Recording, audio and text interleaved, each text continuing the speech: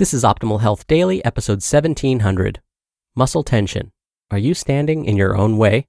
By Kate Galliett of fitforreallife.com.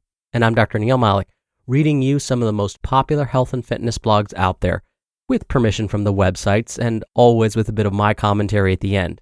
Now don't forget, we have a bunch of shows where we narrate articles for you. Just search for Optimal Living Daily wherever you're hearing this to find all of them. And with that, let's get right to today's post and continue optimizing your life. Muscle Tension. Are You Standing in Your Own Way? By Kate Galliett of fitforreallife.com. I don't always have an easygoing relationship with my body and my fitness routine. That's putting it nicely. And I could feel the effects of my choices. Tension everywhere in my body, recurring aches and pains, feeling like my back muscles were perpetually as tight as a guitar string, fatigue that never seemed to dissipate, a constant whisper that whatever I did wasn't enough. I was trying really hard, forcing myself to tick all the boxes on the fitness checklist and use high-tension movement strategies. This led to overuse injuries, chronic muscle tightness, fatigue, stress, and lackluster results. If your experiences with fitness sound familiar, listen on. I'll teach you why this happens and what you can do about it. Why do I feel stiff no matter how much I work out? Tension is not just feeling tense, like when you're stressed about work or school. Tension is also referring to the state of your soft tissue perpetually holding excessive tone or tightness in it. Soft tissue was not meant to be held in an ongoing state of greater tone than is necessary for doing the task at hand. A high-tension movement strategy is signified by having excessive muscular tone, think tightness and tension, and contraction. These are used during the movement, but also are noticeable at rest, like holding tension even when just sitting. High-tension movers also have an inability to move slowly.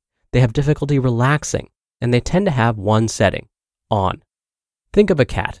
When the cat is stalking a bug or a mouse or its toy, picture how it walks as it stalks the prey. Now imagine the cat when it's lounging in the mid-afternoon sun. Is the cat lounging in the sun carrying the same tension as the cat stalking the prey? No, it's not. If you spend your entire life walking around like you're stalking prey, your body is going to be affected. When you use high-tension strategies for movement and exercise, you ramp up your sympathetic nervous system, which is your fight or flight response that the nervous system engages in when trouble is afoot. Having your sympathetic nervous system ramped up long-term contributes to muscle rigidity, feelings of stress, stress chemicals perpetually flushing the body, and decreased ability to self-regulate, meaning handle emotions and states of being. This is what also happens when you're experiencing a high-stress lifestyle.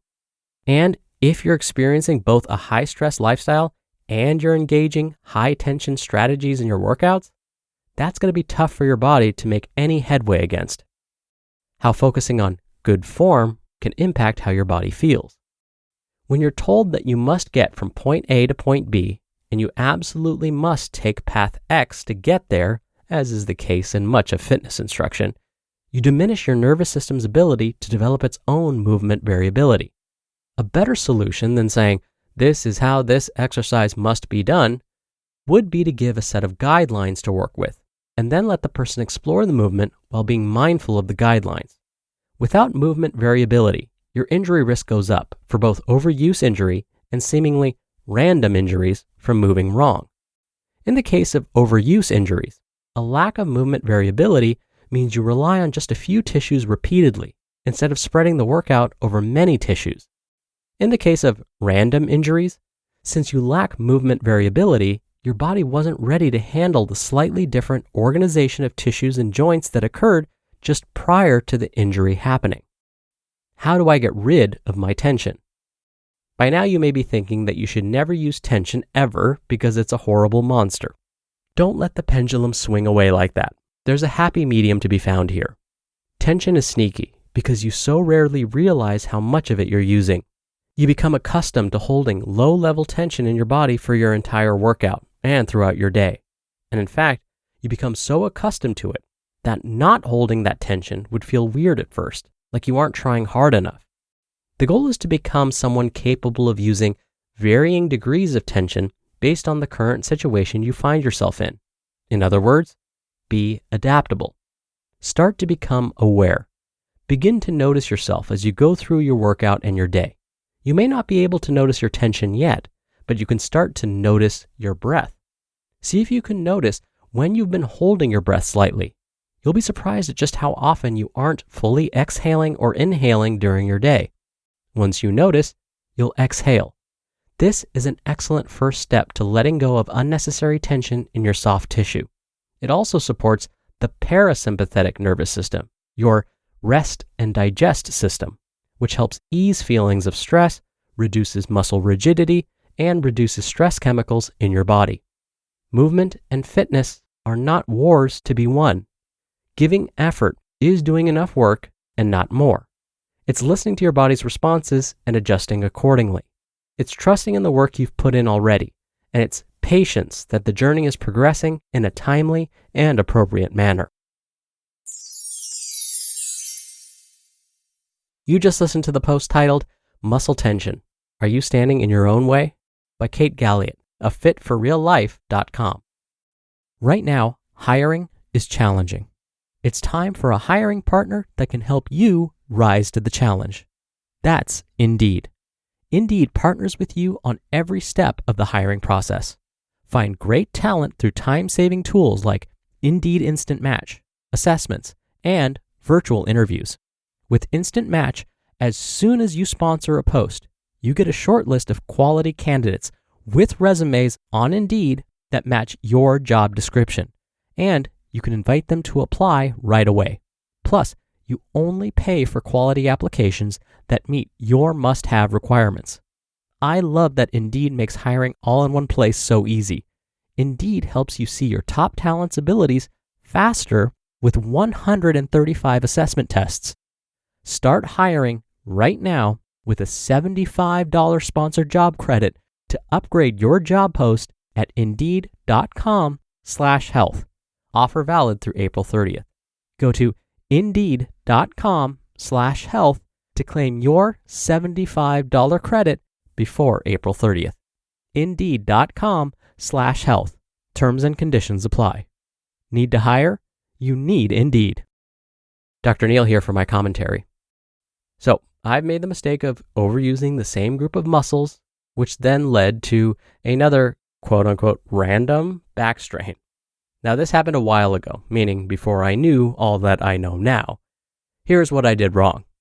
Earlier in the day, I spent about 45 minutes working out my abs, chest, lower back, and hamstrings. Basically, what's often referred to as the core muscles. So, after thoroughly working my core, I then thought it was a good idea to move some boxes around. Guess what muscles we use when lifting and moving boxes around? Yep, you guessed it. Those same core muscles, the abs, chest, lower back, and hamstrings. Well, in my case, those muscles were already taxed. They were fatigued before I started moving anything. So now when I went to lift a box that probably weighed no more than 10 pounds, I immediately strained my back. And it wasn't one of those strains where you stop, stand up, and go, ooh, that didn't feel quite right.